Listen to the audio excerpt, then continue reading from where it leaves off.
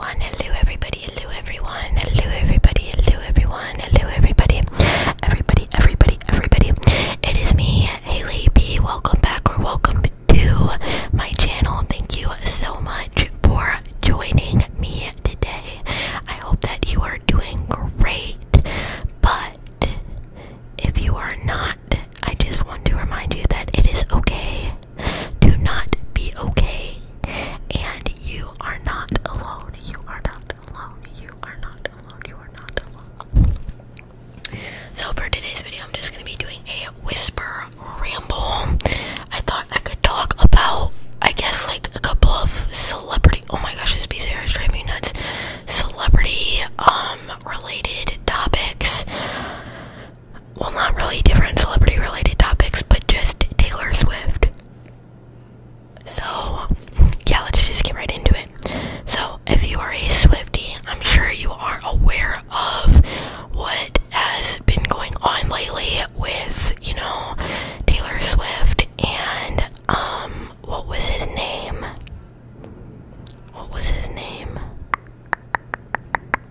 Joe Otwin or something. I don't know how to pronounce his last name, but basically the guy that Taylor Swift has been with for the past, since like 2016 or 2017, and they broke up last month, I do believe, but it is rumored that they broke up like even sooner than that, or like the relationship was falling apart for a while and nobody knew about it, because now that they have broken up, a lot of people have been like putting pieces together when it comes to like the lyrics in a lot of the songs off of the Midnight's album.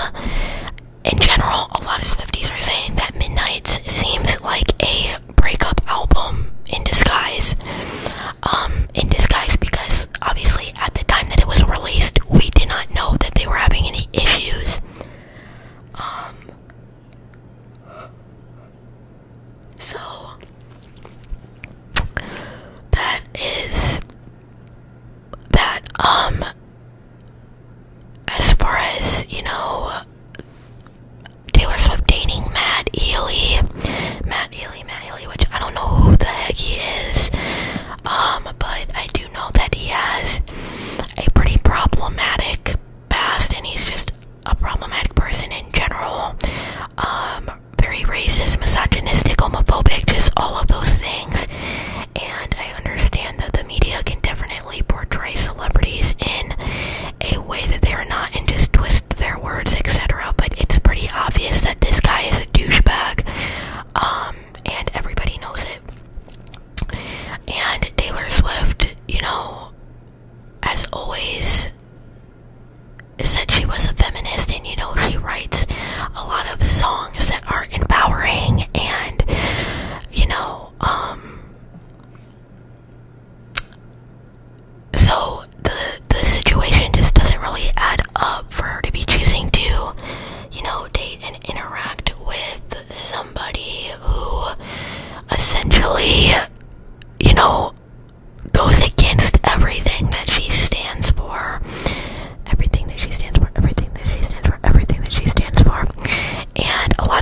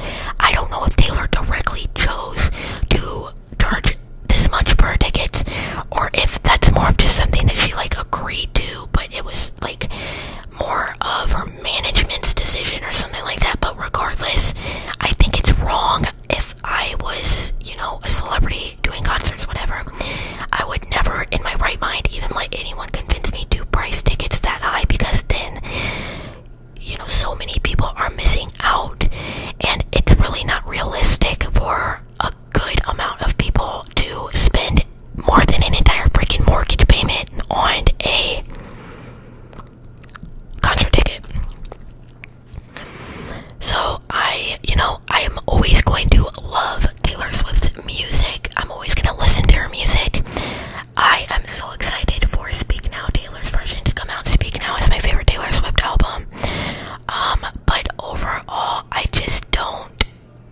don't see myself like ever viewing her in the same way again after this situation. I think it's just brought out her true colors.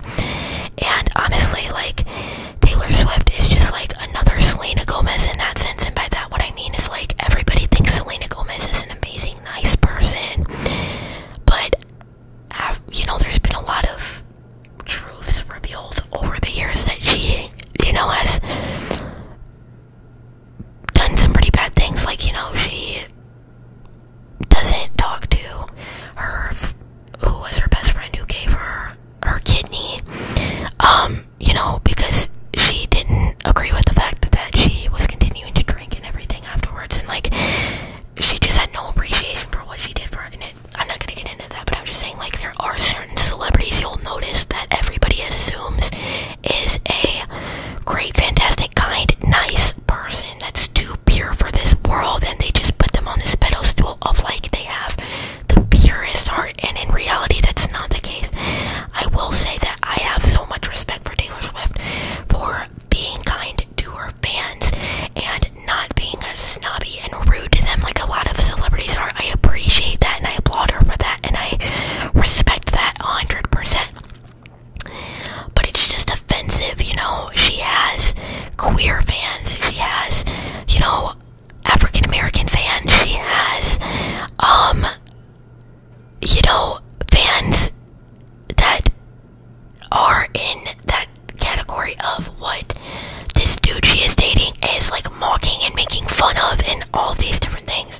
So, and like, I can't understand openly dating a racist and homophobe and all that. Like, I can't understand that.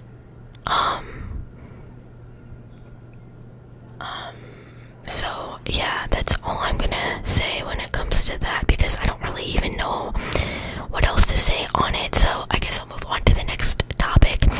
So I have been watching literally nothing but Law and Order SVU since February, and I have went through, I'd say like at least half of the series, but I personally don't have any desire to watch the seasons after Elliot left, just because I feel like, you know, Elliot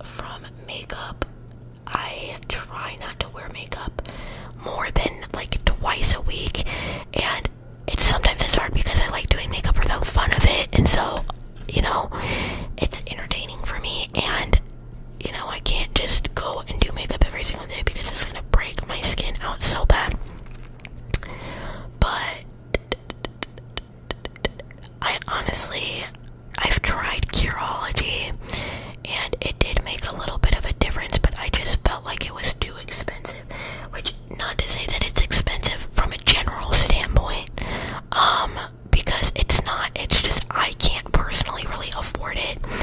And luckily, when I went to a dermatologist, the things that they prescribed me for my acne, they were able to get it approved through my insurance, so I don't have to pay for it. I have tretinoin, which is a retinol, which is really good for acne. I have that, and I get it for free, and I have a clindamycin lotion that I also get for free.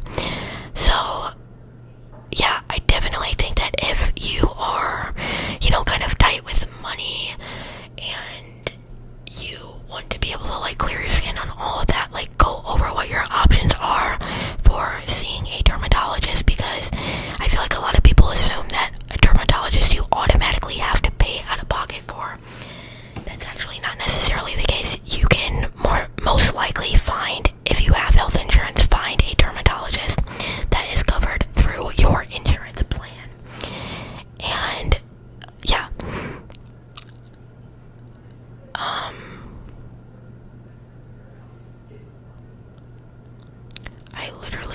I'm sorry if there's any background noise. I asked my sister to be quiet because I was filming, but I don't even think she realizes when she's being loud.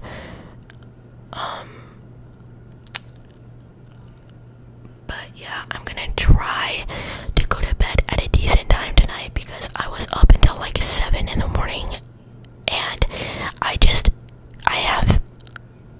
feel like, if you're a healthy person and you have insomnia, like, it's not necessarily like you can't function if you don't sleep, but for me, since I have a lot of health issues going on, it's like my tolerance for functioning without getting sleep isn't very good.